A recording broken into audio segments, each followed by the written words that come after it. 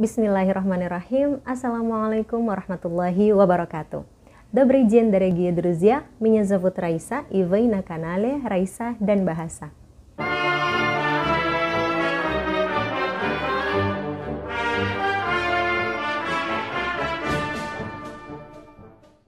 Dalam video belajar bahasa Rusia kali ini, kita akan membahas tentang pajesh. Bagi kalian yang baru pertama kali mendengar kata pajesh, jadi bentuk kata benda dalam bahasa Rusia itu selalu berubah-ubah sesuai dengan fungsinya dalam sebuah kalimat. Nah, bentuk kata benda dalam keadaan sesuai fungsinya dalam kalimat itulah yang disebut dengan pajesh, atau jika diterjemahkan ke dalam bahasa Indonesia menjadi kasus. Secara sederhananya, setiap kata benda dalam bahasa Rusia itu bisa berubah akhirannya sesuai fungsinya di dalam kalimat. Contohnya itu seperti kata benda dom yang artinya rumah bisa berubah menjadi dama atau dome atau damu dan lain sebagainya tergantung fungsinya di dalam kalimat. Oke, di dalam bahasa Rusia sendiri ada 6 kasus dan setiap kasus itu memiliki namanya masing-masing dan setiap kasus itu menjawab pertanyaan tertentu. Bagaimana maksudnya? Tonton terus video ini sampai akhir, jangan di skip ya. Kasus 1 disebut dengan imenitelny pajesh atau kasus nominatif. Kasus 2 disebut dengan raditelny pajesh atau kasus genitif. Kasus 3 disebut dengan datelny pajesh atau kasus datif. Kasus 4 vinitelny pajesh atau kasus akusatif. Kasus 5 disebut dengan tvaritelny pajesh atau kasus instrumental. Dan kasus 6 disebut dengan предложный падеж atau kasus preposisional.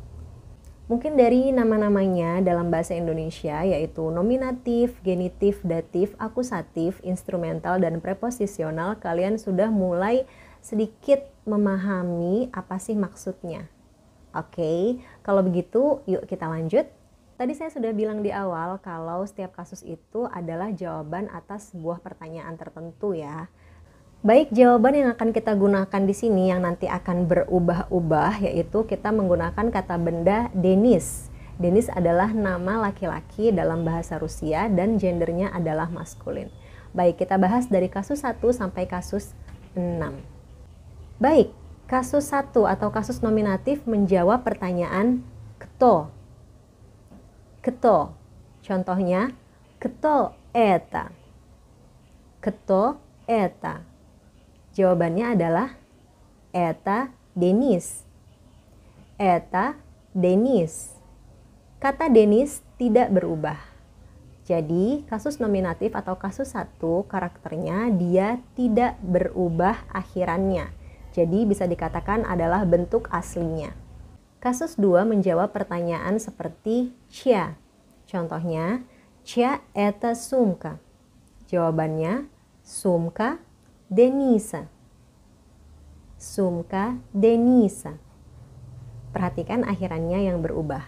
Kasus 3 atau datif menjawab pertanyaan seperti kamu. Contohnya dalam pertanyaan skazat kamu. Skazat kamu. Mengatakan kepada siapa? Jawabannya adalah skazat Denisu. Skazat Denisu. Oke. Kasus 4 atau kasus akusatif menjawab pertanyaan seperti kavo, yaitu di sini salah satunya adalah fungsinya sebagai objek ya. Contohnya adalah pertanyaan kavo ty vidишь. Kavo ty vidишь. Jawabannya я вижу Дениса. Я вижу Дениса. Oke, perlu dicatat di sini kasus akusatif atau kasus 4 itu khususnya adalah dia berfungsi sebagai objek dalam kalimat. Nah, kalau objeknya itu adalah benda hidup, maka perubahan akhirannya itu sama dengan kasus 2 atau kasus genitif. Sedangkan jika objeknya adalah benda mati, maka perubahan kata bendanya itu sama seperti kasus nominatif atau kasus 1. Ya, jadi perhatikan apakah benda tersebut adalah benda hidup atau benda mati yang menjadi objeknya itu. Oke, sekarang lanjut ke kasus 5 atau kasus instrumental. Contohnya adalah menjawab pertanyaan kem. Kem. Contohnya dalam pertanyaan kem ты учишься? С кем ты учишься? Jawabannya adalah я учусь с Денисом. Я учусь с Денисом.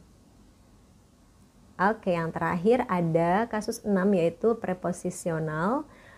Menjawab pertanyaan kom. О ком ты говоришь? О ком ты говоришь? Jawabannya adalah я говорю о Денисе. Я говорю о Денисе. Bisa dilihat ya perubahan akhiran-akhiran pada kata benda Denis sesuai dengan pertanyaannya. Teman-teman semua perlu diingat bahwasanya tadi Denis itu gendernya adalah maskulin ya. Nah, ketika kata bendanya nanti adalah feminin atau netral, maka perubahan akhirannya bisa jadi berbeda. Oke, nanti kita akan belajar lebih detailnya di setiap kasusnya masing-masing pada video-video berikutnya. Jadi tonton terus video-video belajar bahasa Rusia di Raisa dan Bahasa. Jangan lupa like, comment, subscribe, dan share sebanyak-banyaknya agar video ini makin bermanfaat untuk teman-teman yang ingin belajar bahasa Rusia. Sampai jumpa di video selanjutnya. Paka-paka. Wassalamualaikum warahmatullahi wabarakatuh.